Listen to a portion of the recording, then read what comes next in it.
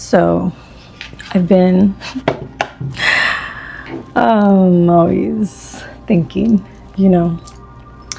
I've been thinking about not dating, like just the way that I relate with people. And when I started dating after my divorce, I was dating polyamorously for a very specific set of reasons. But one of them was because I just wanted to engage with different people, variety, novelty, and just fun, free play. And it was really great. I had some really great experiences and met some really incredible souls, actually. But one thing that I realized about myself in those experiences, is that I actually have the capacity to genuinely love more than one person at the same time. And I think, at least in my experience and the people that I was engaging with, that was really hard for people to understand,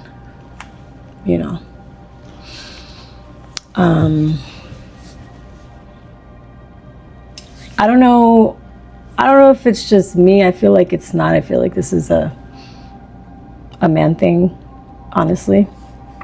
Not every man, but a majority of them.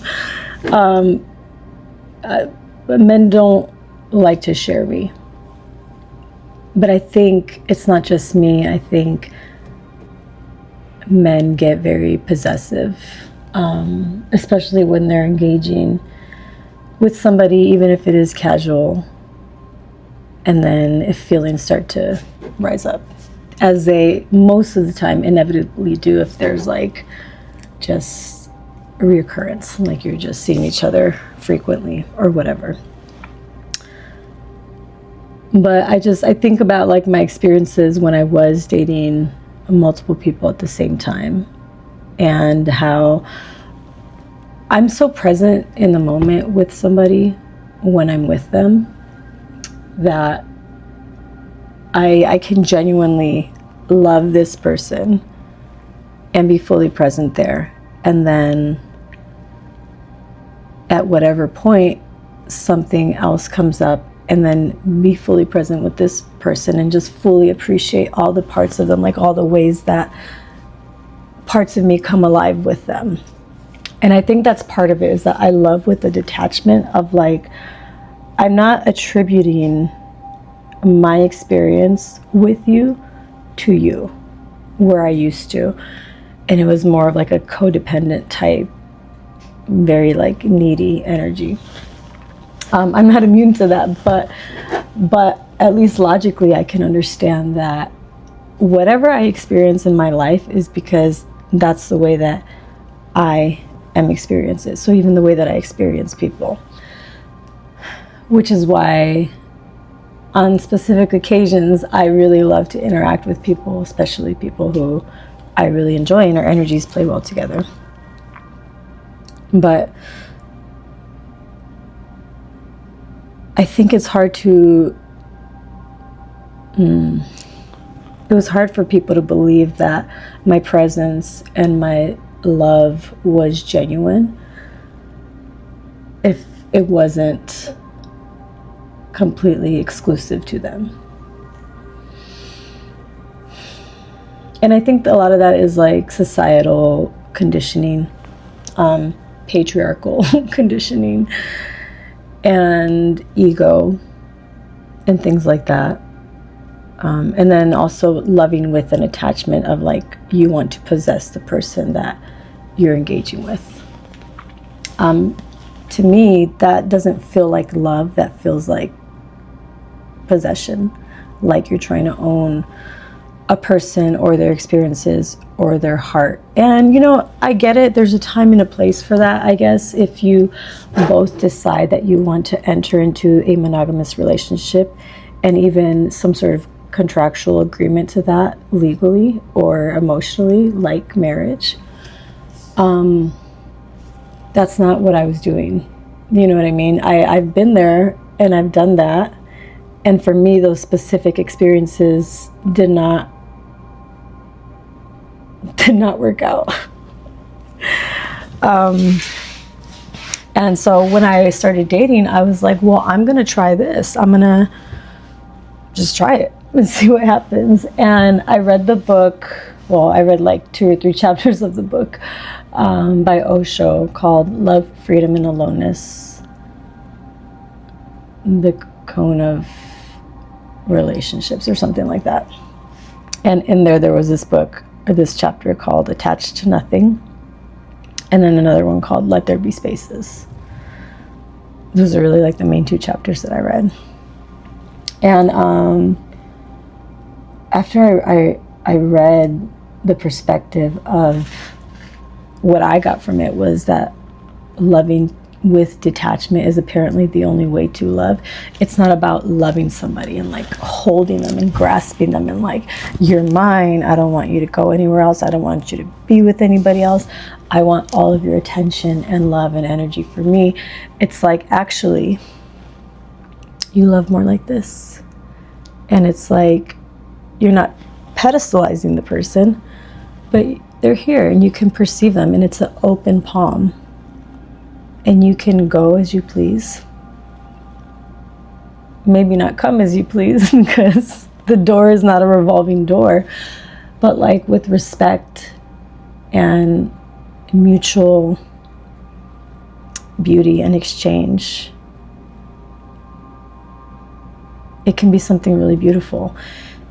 And what I learned through the dissolution of my marriages is that just because something doesn't last forever doesn't mean that it was a failure. And even just because something hurt me and betrayed me and broke me doesn't mean it was a failure or a waste. And I think I've just been broken by life, but specifically in love and relationships, so much and so severely that it's like, okay, I get that since I was a little girl, I had kind of placed my end all be all into the idea of a romantic relationship making me whole. I bought into the seduction of that fairy tale through Disney, through princesses, through just whatever the bullshit that's sold to women of like, you need a man to complete you, you need a man to provide for you, for your survival, you need a man to validate you, whatever it is.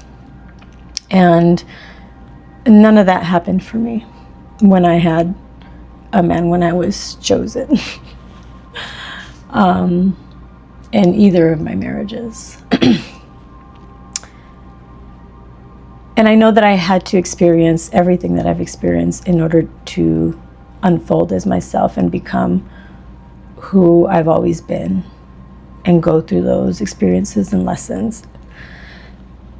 And a part of me, if I'm being honest, a part of me still sees the beauty in that fairy tale love story of like this beautiful like partnership that's like a dance and an ebb and a flow and a liberation and a tool for like each other's growth and expansion. Part of me. But also, especially in this year of devotion to myself, I find so much just at homeness with myself. And I honestly feel like I would not be disappointed if it was just me here for the next 40 or 50 or 60 years. And I was able to experience lovers here and there, you know what I mean? But not build my life around anybody, not even live with anybody. and definitely not invite anybody into my motherhood journey. I'm just not interested in in having a man's ego contribute to the decisions that I make as a mother. I'm just not. I know that there's other parts of it that could be positive, but I don't know. And I just look at how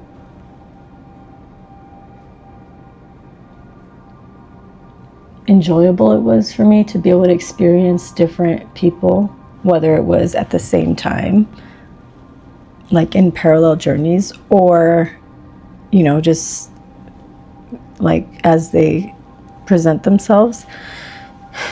And I would not be disappointed.